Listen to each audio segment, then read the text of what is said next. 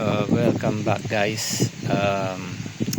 Ito medyo nagkaroon ng problema. uh,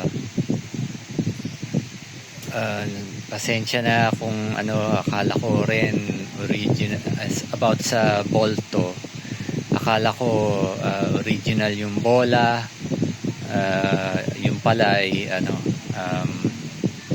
fake, parehas sila.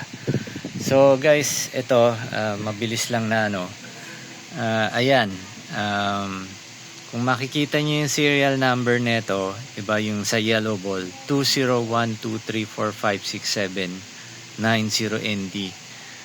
Walang ganyan na dapat na parang sequential na serial number.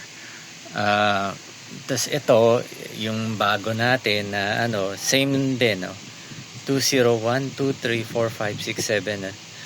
So ang dito, ang nireport ko na sa Shopee, itatry na lang na i-refund pa nila, kaso hindi ko sure kung magagawa ba. Kaya ingat kayo guys, meron talagang BG4550 na fake, although parang na nga talaga siya halos class A talaga na tas ito nga hindi maganda yung pagka umbok niyan. Kaya napansin ko na nagtataka ako noon na medyo nawawalan siya ng hangin ng konti, tapos mga taas-taas ng konting panel. Ayan na nga, nasulatan ko pa, akala ko talagang original. So guys, pasensya na, talagang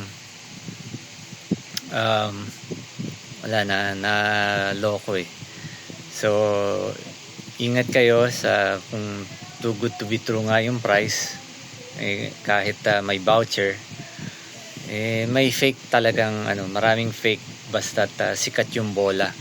Kaya sa akin, option nyo na lang, mas maganda yung mga Saiki, mga mga hindi ganong kilala. Yun ang usual na safe